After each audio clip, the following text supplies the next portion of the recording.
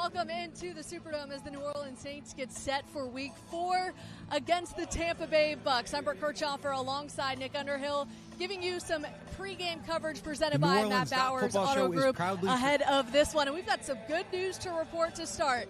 Derek Carr is up for this game.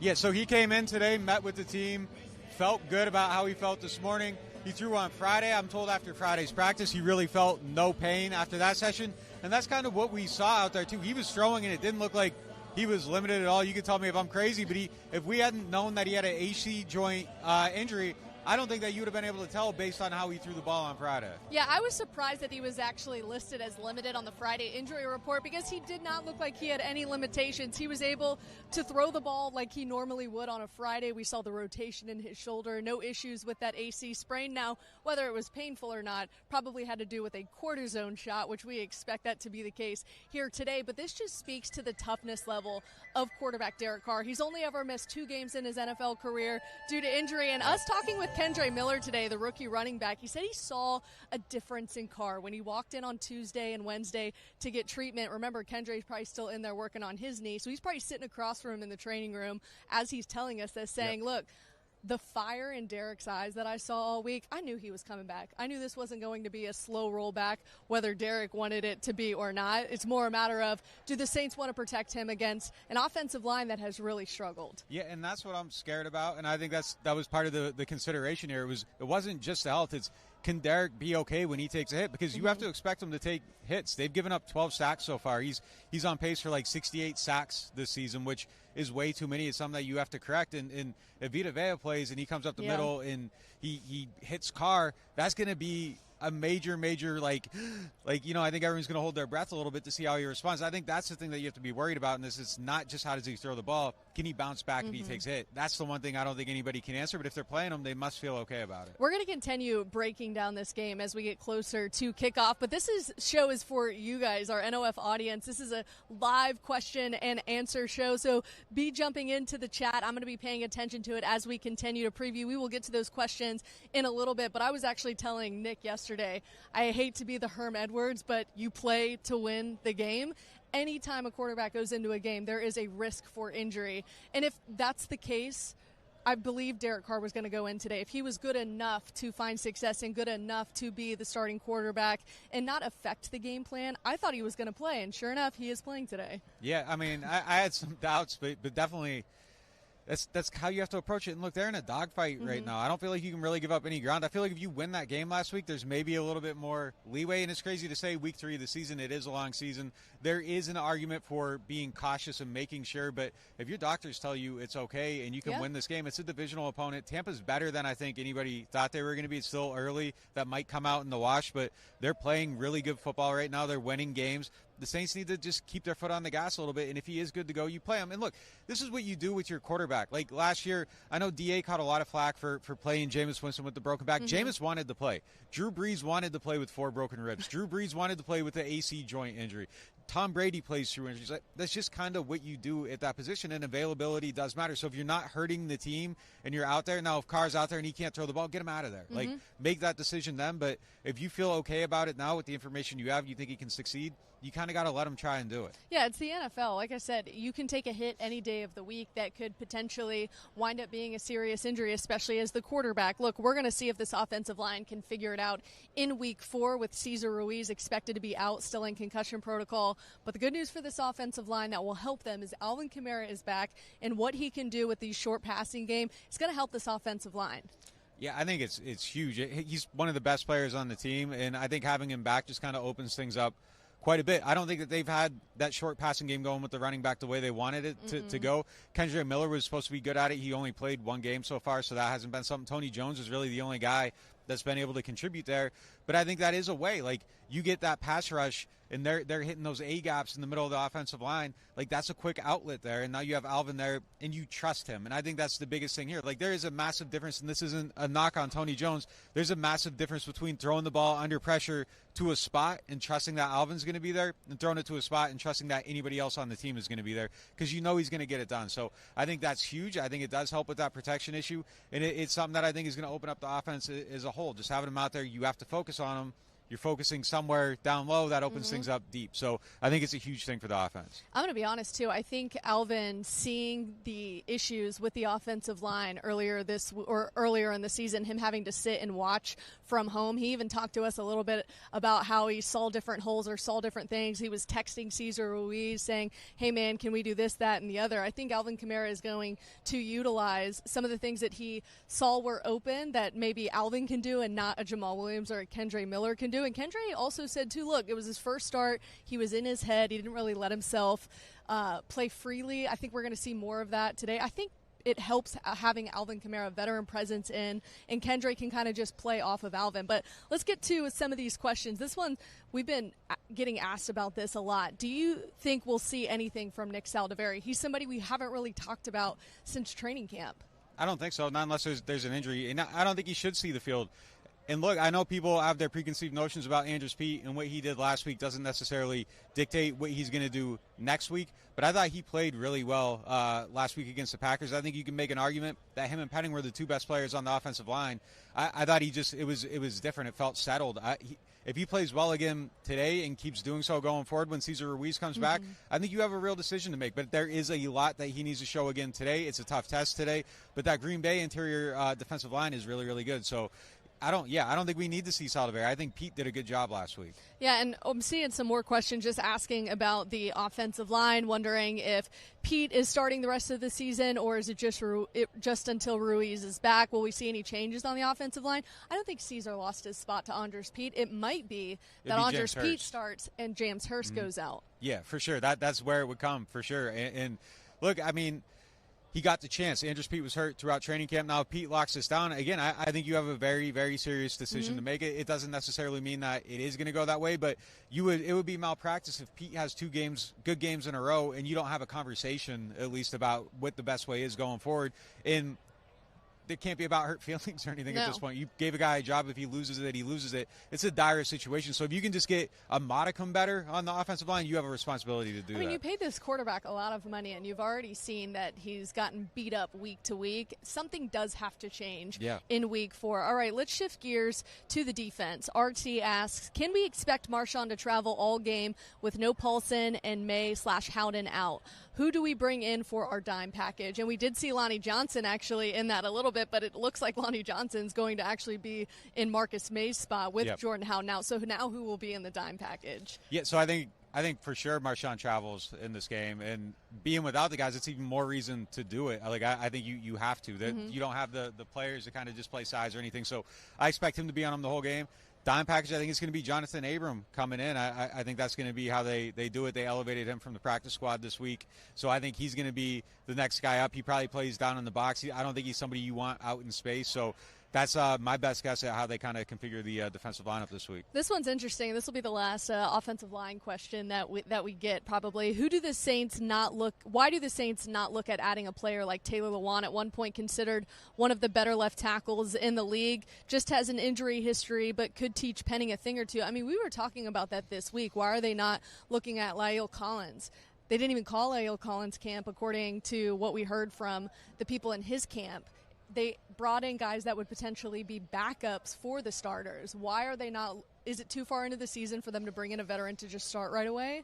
I mean, I think you probably bring someone in to start if you had to. I mean, part of the issue too is that it's not just like the Saints calling them, like these guys they gotta want to be here. And if there isn't a spot necessarily to play, like if you're Taylor Lewan, like, and Trevor Penning's here, you know that you aren't even getting a fair shake because they want their first round pick to be on the field. So, you look at the situation, like Collins, that was part of his consideration too, and I'll let you talk about that. Like you have more information on that than me, but I think that you mentioned that was part of his decision making. Yeah, well, the people from his camp were wondering, well, if he's coming in, where is he starting? He's a guy that is looking to start right away. He's not trying to be some type of like free agent that's just coming in and being a backup and learning a system. Like he wants to come in and start right away, and I guess the Saints just weren't looking for that. Yeah, and that's part of the issue. So sometimes when you are bringing people in, it's people like James Hurst, who's just trying to be in the mix, make his case, eventually get a starting spot, or he's cool being a backup. But if you're somebody like that, like you don't want to come in and go through the grind and not play. Like you got too many skins on the wall for that.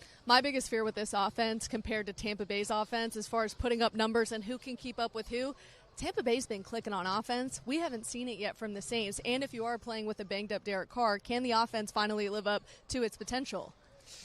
Yeah, it's a week-by-week thing at this point. Look, I still think the ceiling is way higher than what we've seen on this offense. Is this the best defense that they've faced? They faced some decent ones, but, yeah, I mean, this that game, though, like just boiled down yeah. to the actual matchup. Let's throw all the numbers out. Neither of these teams ever score any points on the other one. Like, it is always a dogfight. It is always a defensive battle. They play their best against one another, even when Tom Brady's the quarterback for Tampa. So that's just kind of how it is. So for the Saints, yeah, it might be the best defense. Throw out all the numbers, but I mean that's just kind of how these games typically go. Somebody asked if Derek was playing. Yes, if you missed the beginning of our live show here in the Superdome presented by Matt Bowers Auto Group, we were doing a live Q&A right now ahead of Week 4 as the Saints get ready to take on the Bucs. And yes, Derek Carr is the starting quarterback today against the Saints. As we continue to look at some of these questions, will they get pressure on Baker Mayfield with just 4? Last week was the worst they've played as a D-line in a while. So can they get some pressure on Baker Mayfield with just 4 defensive linemen? It would help if they do, especially with the coverage issues they have this week. If you don't have to send extra people in, and you know that puts stress on your secondary too. If you got to blitz a little bit, so if they can get it with 4, I mean, I think they win the game. I mean, I think that's kind of the key to it all. But they'll bring people from different places, and then on those third downs, they do go with their 3-man front, and they disguise where the pressure's coming from. And I think that's where they get some of the advantage this week. Like, Baker's been around for a while, but he's throughout his career, we mentioned on the last show prior to the season, 55 quarterback rating against pressure.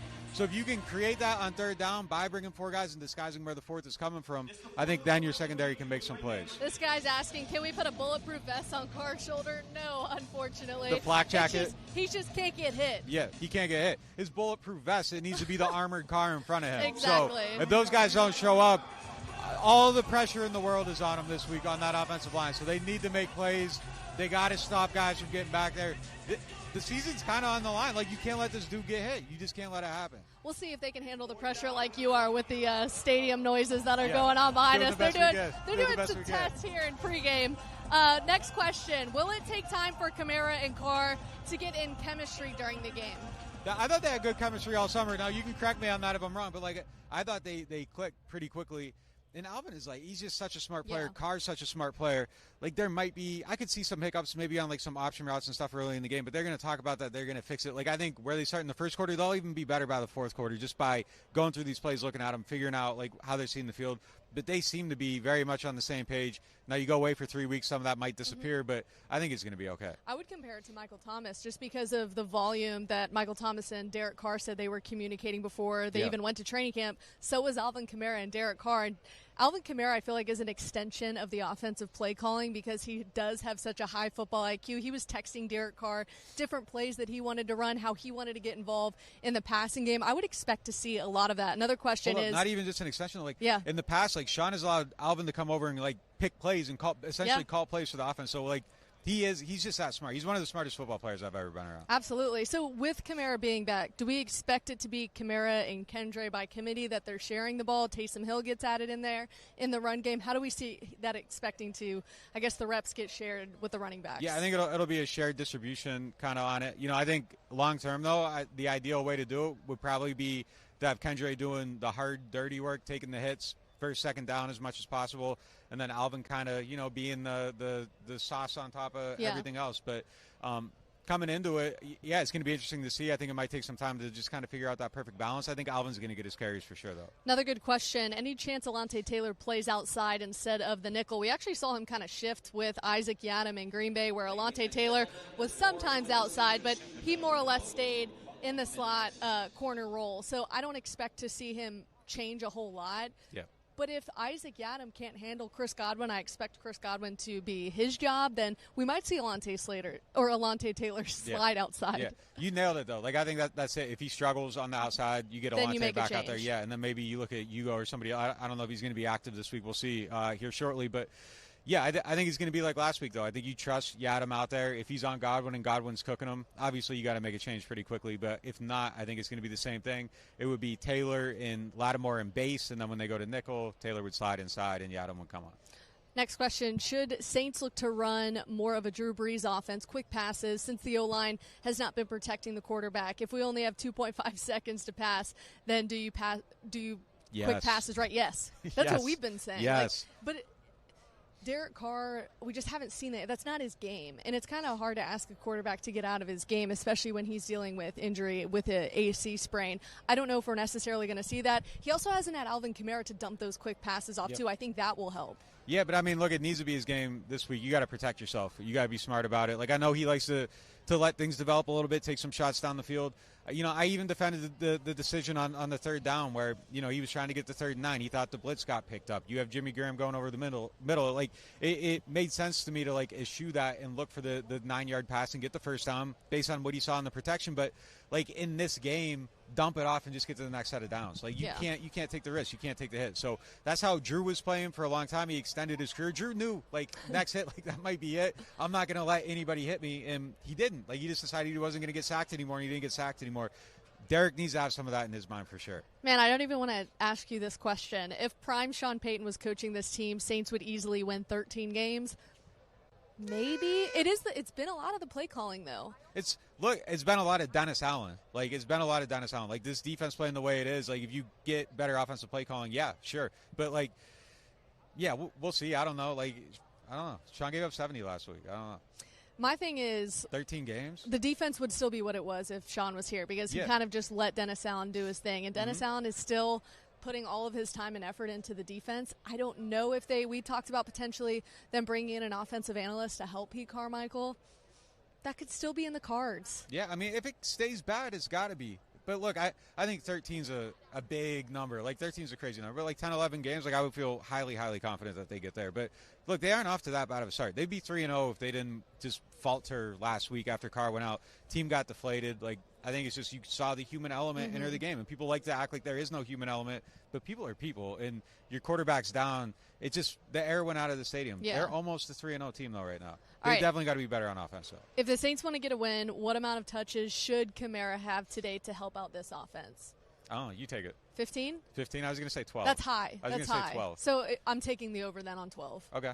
That's fair. I mean, that's a good amount of touches. If he's highly involved in the game, quality touches, like if he gets 12 quality touches, I think they can win the game. Do you think the defensive line had a dip in production? We got one question in that says, after having a dip in production from the D-line last game, comparing to the first two, what should we expect from the D-line today? Yeah, I think that's fair. I mean, the second half, I think there was a dip in production. I mean, you let Jordan Love, who is not necessarily a really good quarterback yet, he's still trying to get to his potential. They'd let him run all over the place in the second half at the end of that game, and, of course, the game-winning drive. Yeah, I think that's fair. I mean, it dipped last week, and I think you're going to see that. This is what we were talking about earlier before the season, just you kind of lack, and this isn't like anything about Carl Granderson or anybody else on the line, like you kind of lack like a super high-end pass rusher opposite Cam, and I think just the lack of depth there, like Peyton Turner getting hurt, like there's going to be weeks sometimes where I think you just get stymied a little bit, and it happened last week. We had a couple people ask this question. I'll just answer it, and then we'll move right on. They're asking if Marshawn Lattimore will travel with Mike Evans today. Yes. Yes. Anywhere Mike Evans is, Marshawn Lattimore will be shadowing him. Yeah, we saw him in practice this week, so I'd be surprised if they do something differently. Yeah, and look, there might be times in the flow of a game where he doesn't line up against him because he moved really quickly across the line and